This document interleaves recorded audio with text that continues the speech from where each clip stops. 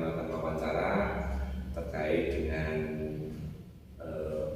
permasalahan atau dilema yang ada di SMP Marganingsih. Selaku kepala sekolah tentu Bu Dresti sering mengalami dilema atau dalam pengambilan keputusan di sekolah di sini. Untuk itu kami mohon izin untuk melakukan wawancara kepada Bu Dresti. Selamat siang Pak Heri, terima kasih kesempatannya.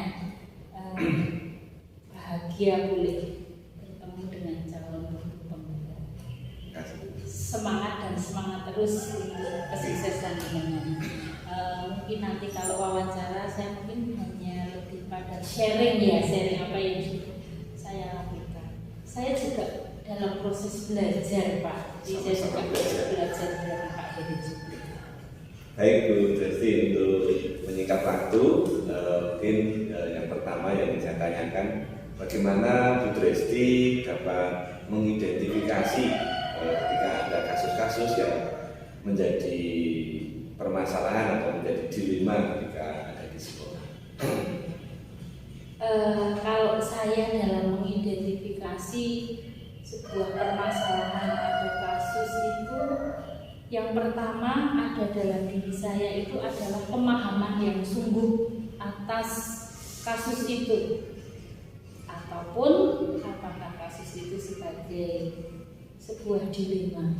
Jadi pemahaman saya akan sebuah kasus itu harus begitu dalam ya, tidak hanya permukaan, supaya nanti untuk follow up ke depannya saya bisa lebih ke pemahaman atas apa yang terjadi pada teman atau guru yang ada di sekolah.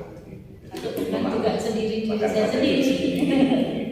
Baik, lalu selama ini bagaimana Bu Dresti selaku kepala sekolah menjalankan pengambilan keputusan di SMP Marganingsih khususnya, terutama untuk kasus-kasus di mana di situ ada dua kepentingan yang sama-sama benar atau sama-sama mengandung nilai kebajikan.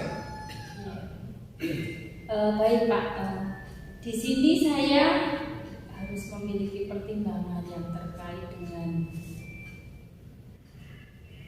sebuah kebenaran, kemudian toleransi, kemudian tanggung jawab, kebebasan maupun juga penghargaan. Jadi banyak hal yang harus saya pertimbangkan terkait dengan sebuah kasus tersebut. Oke. Lalu untuk langkah-langkah atau prosedur seperti apa ini yang mungkin biasa Bu Dresti lakukan selama ini untuk mengatasi atau mengambil keputusan tersebut? Ya, tadi juga sudah saya sampaikan ya. Yang pertama dan mendasar itu adalah saya harus betul-betul mengenali kasus itu, mengenali lebih dalam kasus itu ya. Kemudian yang kedua, siapa saja yang terlibat dalam kasus itu. Kalau antar teman atau antar guru berarti saya harus tahu guru siapa dan siapa. Kalau murid dengan guru, murid siapa, guru siapa, bahkan atau saya dengan guru. Nah, kemudian yang ketiga, langkah ketiga itu saya mengumpulkan data atau informasi-informasi yang terkait dengan hal yang ada di poin yang kedua tadi. Nah, setelah itu baru saya bisa membuat analisa. Setelah analisa, saya bisa mengambil sebuah keputusan.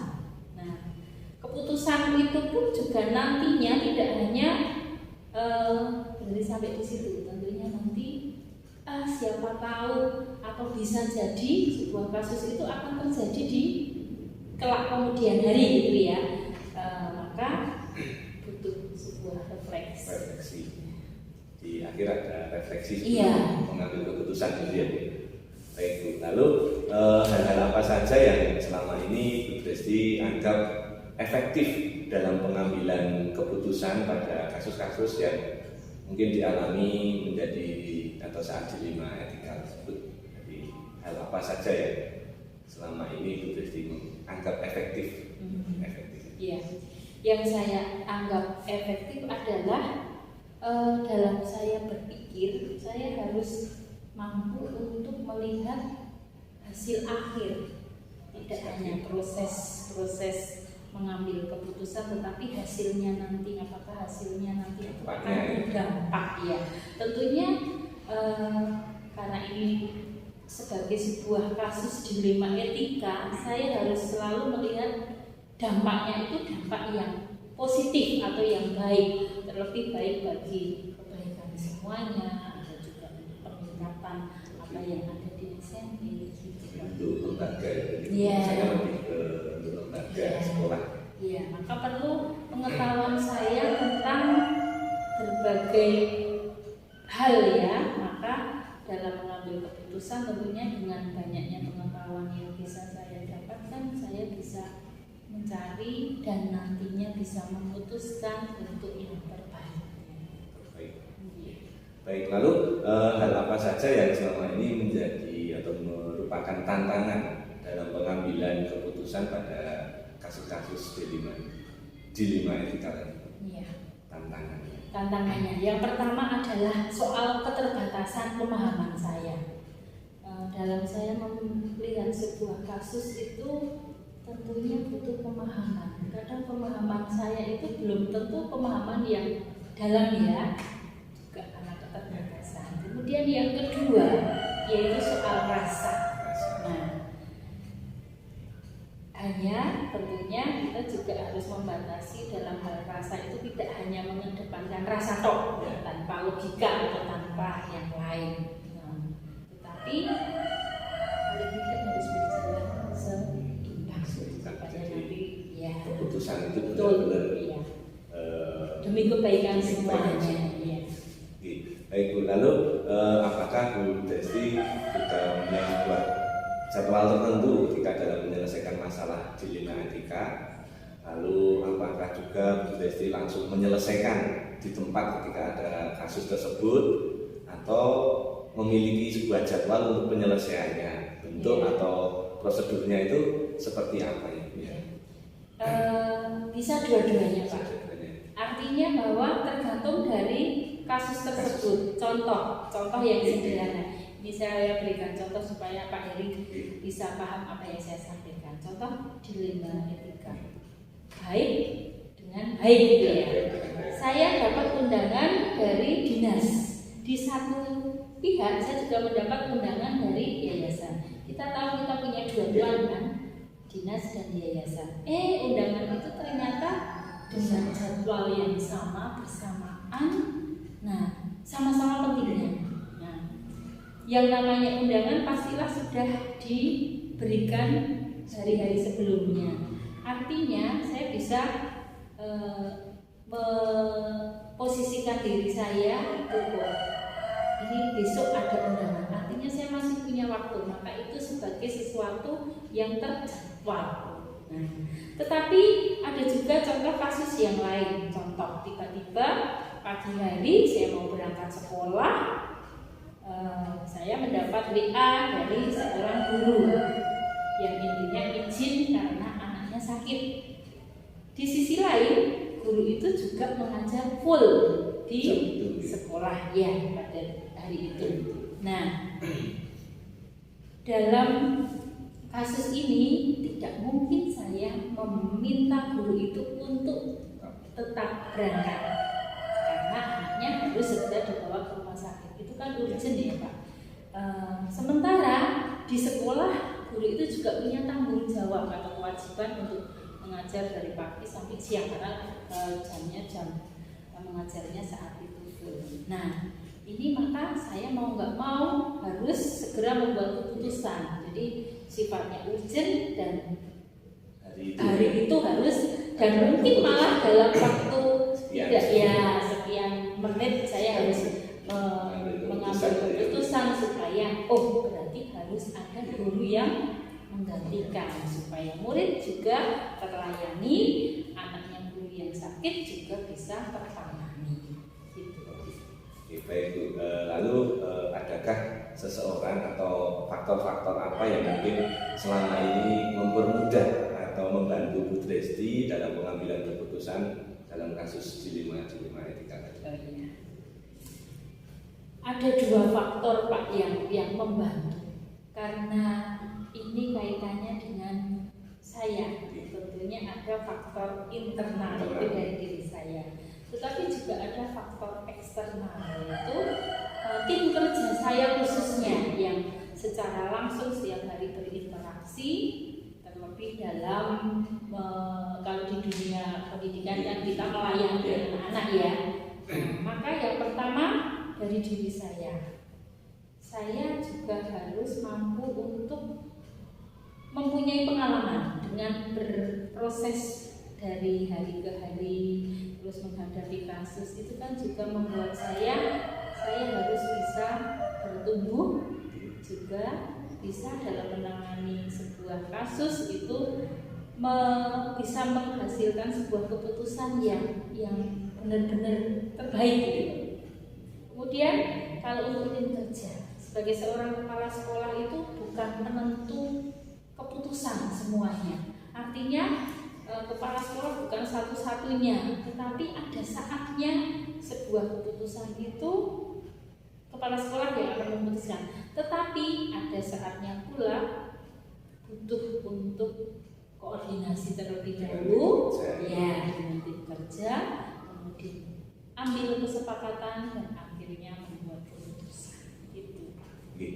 Baik, jadi lalu dari yang ini tanya terakhir dari semua hal yang tadi sudah disampaikan, lalu ada hal apa yang mungkin bisa untuk kami belajar dalam pengambilan keputusan? Ya.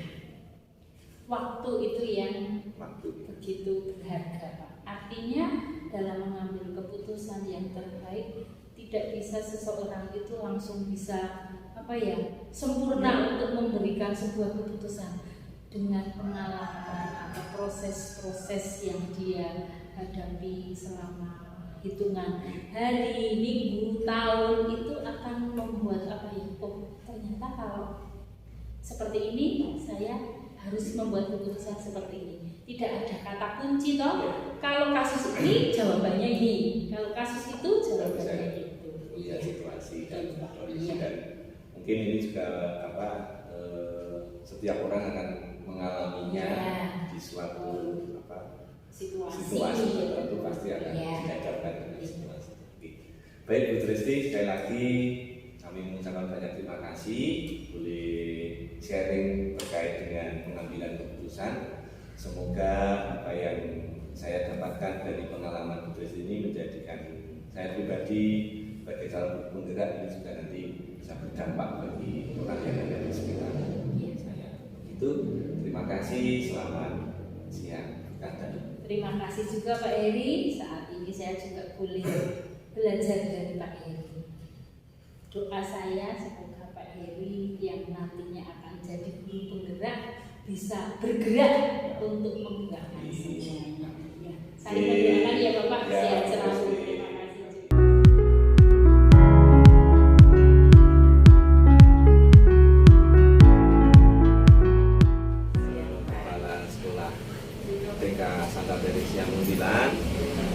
Saya Alius Heri Wahyunarto, calon guru penggerak angkatan 8. Pada kesempatan ini mau mengajak sharing dengan suster selaku kepala sekolah terkait dengan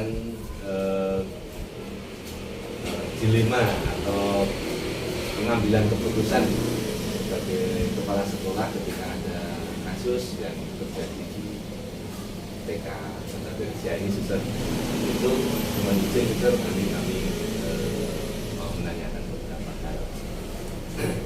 Baik, yang pertama, selama ini suster selaku kepala sekolah tentu mengidentifikasi kasus-kasus yang menjadi dilema yang ada di sekolah. Itu bagaimana menyikapinya? Ya, mengidentifikasi untuk jika ada kasus yang terjadi. Kalau bisa dimusyawarahkan, misalkan itu mengenai anak didik kita, ya kita perlu musyawarah dengan orang tua. Ada komunikasi dengan orang tua, salah satunya parenting dengan orang tua. Terus kemudian kita juga menanyakan tentang permasalahan, mungkin anak membawa masalah dari rumah yang dibawa ke sekolah, dan kita harus tahu duduk perkaranya apa, supaya guru itu juga bisa mendampingi dan sekolah tahu. Lebih tahu dulu permasalahan Iya, awal ya, harus Suster, tahu ya. permasalahan awalnya dulu. Baik, Suster. Lalu selama ini bagaimana Suster menjalankan ketika ada suatu kasus itu untuk pengambilan keputusan di sekolah, terutama di TK Santa Teresia ini, terutama untuk kasus-kasus di mana ada dua kepentingan, Suster. Artinya dua kepentingan itu, kepentingan ini sama-sama benar semua, dan atau sama-sama mengandung nilai kebajikan yang terjadi, Suster, ketika pengambilan keputusan.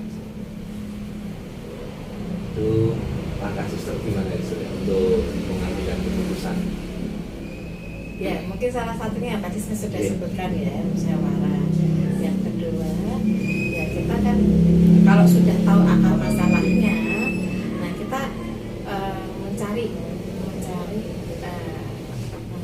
kalau untuk saya kita perlu mendengarkan opini-opini dari orang tua, bagaimana kita tampung dulu, dikaji dulu, Dikaji ya, Suster. dikaji dulu.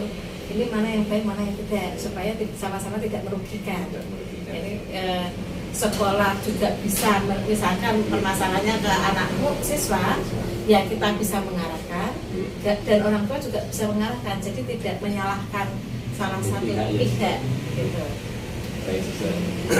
Lihat Jadi kondisinya lah. ya situasi kondisi yang ada itu. Iya. Jadi antara ini ada opini yang tanggung dari Ya.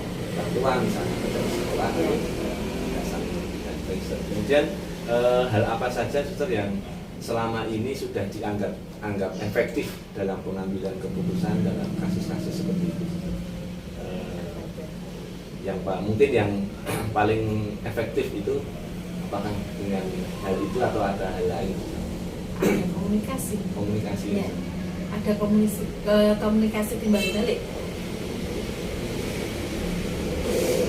Lalu selama ini tuh ada tantangan yang atau dalam pengambilan keputusan, apakah ada tantangan ketika ada Pasti situasi? ada ya, pasti ada. Mungkin di antara rekan sesama guru mungkin kan ada pandangan yang berbeda. Nah, untuk menyamakan persepsi ini kan setiap orang punya pandangan Versinya sendiri, tetapi kita ya kembali lagi, ini tujuannya untuk kebaikan sekolah, untuk kemajuan sekolah, ya kita satukan saja tanpa tidak menghakimi. Jadinya kalau ini situasinya memang, misalkan ya contohnya kita menemukan ada siswa didik yang otomatis anak-anak yang Yeah. berkebutuhan khusus. Di sisi lain kita ini sudah dikenal dengan sekolah yang punya mutu yang lebih baik. Orang tua berharap anak ini juga didampingi, tetapi kendalanya ada mungkin di antara rekan kita nggak sanggup menghadapi anak-anak seperti ini. Padahal kalau hanya ngurusi satu anak, yang lainnya terabaikan. Tetapi bagaimana menyikapinya? Ya harus salah satu nyalai untuk mendampingi anak ini, supaya anak ini paling tidak nanti keluar dari sekolah sini tuh ada sesuatu yang bekal yang didapat oleh anak ini. Ya memang kita butuh pengorbanan yang pertama. Kedua, butuh hati, karena mengajar tanpa hati ya juga nggak bisa. Apalagi dengan anak-anak yang kondisinya seperti ini, tidak bisa, semakin dipaksa semakin memberontak gitu. Dan itu pun menjadikan saya dan guru-guru itu jadi belajar. Oh ternyata maksudnya mungkin di awal tidak senang dengan keputusan kepala sekolah, kok menerima anak-anak yang seperti ini. Tetapi justru itu tantangan untuk kita. Satu, kesabaran kita diuji. Kedua, bisa enggak kita sebagai guru-guru yang biasanya ngajar anak-anak yang alatnya nyaman, ketika menghadapi anak seperti ini, bisa enggak kita menghadapi, bisa enggak kita mendampingi. Lalu apakah ini juga suster ketika ada kasus ini punya jadwal khusus, suster? Artinya dalam penyelesaiannya, suster, apakah itu seketika ada kasus itu selesai mengerjakan begitu atau punya waktu khusus misalnya harus Ada saatnya kita evaluasi kegiatan bersama. Maka satu hari itu pasti kita menyiapkan waktu di siang hari itu untuk kumpul bersama-sama dengan guru, baik guru, karyawan semuanya untuk menceritakan tentang kejadian hari ini dan kasus ini. Dan jadi kita pecahkan bersama-sama. Ini kita punya bagaimana? Pasti ada masukan ya. Khusus kan kita baca-baca di YouTube. Kalau kita keras kepala dengan keputusan kita sendiri nggak jalan. Tetapi kalau kita sudah welcome, orang memberi masukan, kita duduk bersama, tukar pikir bersama, itu lebih memperkaya kita untuk bisa menangani kasus-kasus ini supaya kita tidak kaget dan kita satu suara. Kalau besok kebentur dengan situasi-situasi seperti ini menghadapi orang tua, kita satu suara menyampaikan hal yang sama ke orang tua. Jadi ini juga berpengaruh dengan lingkungan belajar anak. Orang tua kan mempercayakan. Kalau kita antar rekan guru saja menyampaikan ke orang tua berbeda-beda, itu pasti kita sudah tahu sendiri, orang tua akan menganggap bagaimana ini ada kerjasama gitu. Maka dengan adanya waktu untuk evaluasi, untuk tukar berpikir bersama itu kita usahakan ya kalau bisa setiap hari ada. Karena setiap hari itu evaluasi tadi, karena setiap hari itu pasti ada kasus yang berbeda-beda. Kadang tidak kita sangka gitu. Baik, Suster. Lalu adakah seseorang atau faktor lain yang selama ini mungkin lebih mempermudah atau membantu Suster selaku kepala sekolah dalam pengambilan keputusan dalam kasus-kasus seperti itu? Faktor-faktor lain yang mungkin lebih mempermudah lagi selain tadi ada evaluasi bersama, ada komunikasi. Kita mau terbuka dengan pimpinan melaporkan segala sesuatu yang kalau itu memang tentang perkembangan sekolah, entah sekolah, entah anak didik, entah apa, ya kita ada perlu menyampaikan, bukan hanya laporan tapi menyampaikan kepada atasan apa yang terjadi di sekolah supaya pimpinan itu juga bisa mengarahkan saya dan ini Suster yang lebih penting ya Tuhan. Oke, Suster, itu jangan jadi pokoknya, Suster. Lalu ini Suster yang terakhir, mungkin kami sebagai calon guru penggerak ini Suster banyak belajar dari Suster selaku kepala sekolah di TK ini. Adakah pengalaman dalam menjadi mungkin sebuah kalimat penutup atau itu untuk sebagai kami untuk belajar dalam pengambilan keputusan seperti yang Suster sampaikan tadi, mungkin bagi kami itu bisa kami kembangkan itu. Kalau menjadi guru penggerak atau kita sebagai entah kita jadi kepala sekolah atau entah jadi guru penggerak, itu dari diri kita ada motivasi untuk selalu berpikir positif ke depan. Yang pertama itu, yang kedua kita mau terbuka dengan masukan-masukan dari orang lain, karena masukan-masukan itu yang akan membawa perkembangan di dalam keprofesionalnya kita juga di dalam di sekolah kita. Karena gerak langkah kita itu kelihatan di situ, bukan diatur orang, tetapi hati kita gimana, tanggung jawab dan sejelas itu tidak perlu banyak dijelaskan itu. Yang jelas ya apa ya, melakukan segala sesuatu itu kita positive thinking, ya ceria, iya gembira, iya menjadikan sesuatu tantangan dan hambatan itu sebagai batu loncatan untuk kita lebih berkembang. Karena tanpa tantangan kita nggak akan berkembang.